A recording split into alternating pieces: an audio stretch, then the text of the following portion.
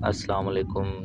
अच्छा जी, आज हम ग्रेड 10 के का जो न्यू सिलेबस आया है, जो नई बुक आई है, उसका जो चैप्टर नंबर 4 है, वो स्टार्ट करने जा रहे हैं। चैप्टर नंबर 4 जो है वो है फंक्शन एंड ग्राफ। फंक्शंस के मुतल्लिक है और उन फंक्शंस के ग्राफ के मुतल्लिक है। तो देखें, फंक्शन को हम देखते हैं कि हमारे पास फंक्शन क्या होता है। फ़ंक्शन को समझने के लिए आप ये चीज़ समझ लें कि हमारे पास 2 सेट होते हैं, एक सेट x होता है और एक सेट जो है वो y होता है, ठीक है? अच्छा, फ़ंक्शन जो होता है वो एक ऐसा रूल होता है जो इन दोनों सेट्स को आपस में रिलेट करता है, यानी इन दोनों सेट को आपस में कनेक्ट करता है। फ़ंक्शन क्या करता है कि इस सेट x में से एक वैल्यू उठाता है और वो वैल्यू जो है वो जाके सेट y के किसी एलिमेंट को असाइन कर देता है। फॉर एग्ज़ाम्पल, इस सेट में एक वैल्यू स्मॉल x मौजूद है। फ़ंक्शन क्या करेगा, इसे अपने साथ लेगा, यानी इसे f ऑफ x बनाएगा, ठीक है? और यहाँ कोई एक वैल्यू मौजूद है y, इसके पास चला जाएगा, इसे ये असाइन कर देगा। तो यानी इसका ये मतलब हुआ कि फ़ंक्शन ने क्या किया, बड़े एक्स के कैपिटल एक्स में एक एलिमेंट एक्स है, उसके ऊपर एक्ट किया और उसे किसको असाइन कर दिया, वाई को असाइन कर दिया, ठीक है? तो इस चीज़ को जहन में रखते हुए आप फंक्शन की डेफिनेशन पढ़ें तो आपको समझ आएगी। देखें, हम इसको रीड करते हैं। वो फंक्शन की डेफिनेशन कहता है कि if X and Y are two non empty set, then the function from X to a set Y is a rule. कि अगर एक्स और वाई दो नॉन एम्प्टी सेट हैं तो फंक्शन जो कि एक्स से लेके वाई तक होगा वो एक ऐसा रूल होगा दैट असाइन, जो कि असाइन करेगा each element of set X exactly one element in the set Y. यानी एक्स जो कि पहला सेट है उसके हर एलिमेंट को एक यूनिक एलिमेंट यानी एग्जैक्टली वन एलिमेंट असाइन करेगा, ठीक है? अच्छा, अब इसका क्या मतलब है? इसका ये मतलब है कि एक्स के अंदर जितने भी एलिमेंट है, हर एलिमेंट को वो यूज़ करे, यानी हर एलिमेंट को कुछ ना कुछ असाइन किया जाए। लेकिन ऐसा नहीं होना चाहिए कि किसी एक एलिमेंट को उसने वाई की दो वैल्यूज़ ना, वो हर एलिमेंट को सिर्फ एक ही वैल्यू असाइन करे, एक से ज़्यादा वैल्यू जो है वो असाइन ना करे। तो यहाँ पे जो x होगा वो हमारे पास इस फंक्शन की डोमेन कहलाएगा और जो y होगा वो इस फंक्शन की कोडोमेन कहलाएगा, ठीक है? अच्छा, और x की वैल्यू जिन y की वैल्यूज़ को असाइन की जाएंगी, वो y की वैल्यूज़ जो हमारे पास हैं वो हमारे पास इस फंक्शन की रेंज कहलाई जाएंगी। नीचे एक डायग्राम बनी है, उसमें भी आप देख लें। ये देखें, ये आपके पास फंक्शन की डायग्राम बनी है। ये x है और इधर आपके पास y है। ये x और y को आपस में रिलेट किया जा रहा है। ये देखें, x में एलिमेंट्स हैं a, b, c और d और y में एलिमेंट्स हैं 1, 2, 3 और 4, ठीक है?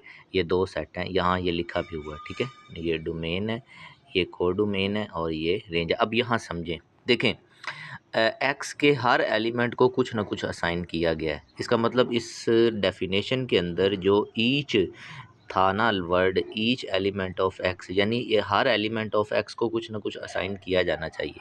दूसरा, हर एलिमेंट को एक ही नंबर असाइन किया जा रहा है, एक से ज़्यादा नंबर असाइन नहीं किया जा रहा, ठीक है? अच्छा, तीसरी बात आप नोट कर रहे होंगे कि एक्स के सारे एलिमेंट्स इस्तेमाल हो चुके हैं लेकिन वाई के एलिमेंट्स कुछ रह गए हैं। इसका मतलब एक्स के तो सारे एलिमेंट आपने इस्तेमाल करने ज़रूरी हैं फंक्शन के लिए, वाई का कोई एलिमेंट बच भी जाता है तो खैर है। अब आप नोट करें, जो एक्स का सेट होगा वो कहला रहा है डोमेन, ठीक है? और जो वाई का पूरा सेट है जिसमें 1 से लेके 5 तक एलिमेंट हैं वो क्या कहला रहा है, कोडोमेन। लेकिन जो रेंज है वो 4 एलिमेंट हैं। क्यों भला? वो इसलिए क्योंकि 4 एलिमेंट फंक्शन के अंदर शामिल हो रहे हैं। ये देखिए, ये शामिल हो रहा है, ये शामिल हो रहा है, ये शामिल हो रहा है और ये शामिल हो रहा है। ये जो 5th एलिमेंट है ये फंक्शन के अंदर शामिल नहीं हो रहा है। इसका मतलब ये रेंज में शामिल नहीं होंगे, कोडोमेन में शामिल होंगे।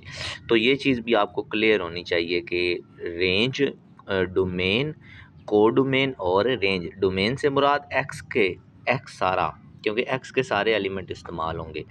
कोडोमेन से मुराद वाई सारा, लेकिन रेंज से मुराद आपके पास वो एलिमेंट वाई के जो कि फंक्शन जिनको इस्तेमाल कर रहा है वो आपके पास रेंज में शामिल। और बाद औक़ात ऐसे भी होता है कि वाई के सारे एलिमेंट फंक्शन इस्तेमाल कर लेता है। उस सूरत में आपके पास जो कोडोमेन होती है वो, और जो आपके पास रेंज होती है वो दोनों आपस में इक्वल हो जाते हैं। लेकिन इस केस में इक्वल नहीं है, इसमें रेंज आपके पास छोटी है और जो कोडोमेन है वो बड़ी है। ठीक है, तो ये आपके पास फंक्शन आपके पास आ गया। तो हम अक्सर जो फंक्शन है ना, जैसे मैंने आपको शुरू में बताया, y is equal to F of X के तौर पे इन्हें लिखते हैं। ठीक है, ये इनकी नोटेशन होती है। इसका मतलब ये होता है कि ये फंक्शन x के ऊपर एक्ट कर रहा है और y वैल्यू हमारे पास आंसर के तौर पे आ रही है, यानी y x के ऊपर एक्ट करके उसे असाइन किया जा रहा है y वैल्यू को। ठीक है, तो ये थोड़ा सा इंट्रोडक्शन था फंक्शंस का।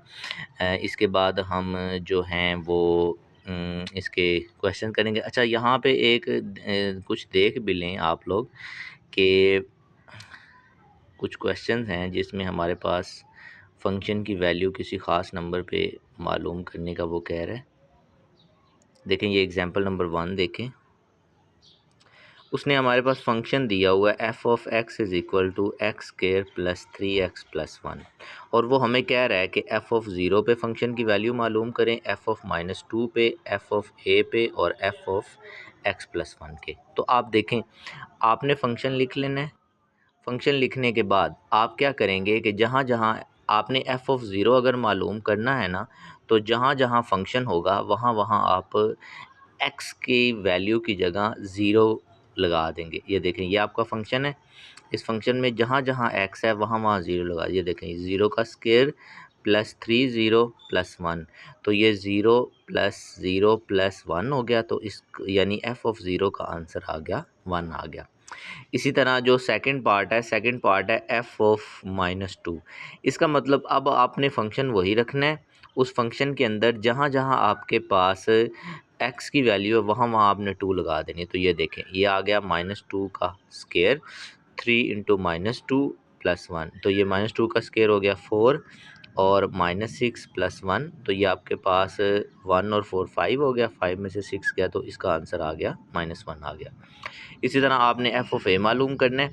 एफ़ ऑफ ए के लिए आपके पास जहाँ जहाँ फंक्शन है उसमें एक्स की जगह आपने ए पुट कर देना है। तो ये देखें, ये फंक्शन इसमें जहाँ जहाँ आपके पास एक्स होगा वहाँ वहाँ आपने उसकी जगह ए, तो ये बन गया ए का स्क्वायर प्लस 3a प्लस 1। इसके बाद लास्ट पार्ट आपके पास है एफ़ ऑफ एक्स प्लस 1। इसमें आपने क्या करना है कि आपका जो असल फंक्शन है ये वाला, इसमें जहाँ जहाँ x होगा वहाँ x प्लस 1 पुट करना है। तो ये बनेगा x प्लस 1 का स्क्वायर इन plus 3 into x plus 1 plus 1।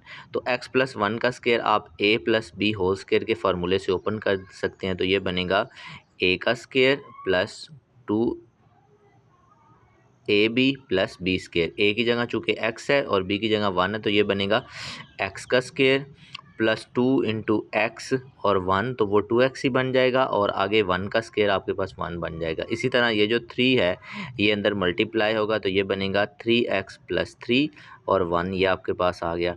अब एक्स स्क्वायर आ गया और ये वाला 2 जो है और इधर जो 3x है ये आपस में ऐड होके 5x बन गया, और ये 1 ये 3 और ये आपके पास 1 ये 5 बन गया। तो इस तरह अगर फंक्शन दिया हो, ठीक है, फंक्शन दिया हो तो उसमें किसी ख़ास x की वैल्यू पे उस फंक्शन की वैल्यू या आंसर आपने चेक करनी हो तो आप वो भी चेक कर सकते हैं। यानी हमें यहाँ पे फंक्शन एफ ऑफ एक्स दिया हुआ था ये वाला, हमने ख़ास नंबरों पे उसकी वैल्यू चेक करने की कोशिश की है। 0 पे चेक करने की कोशिश किया, -2 पे चेक करने की कोशिश की है, ए पे चेक करने की कोशिश की है और x+1 पे चेक करने की कोशिश की है।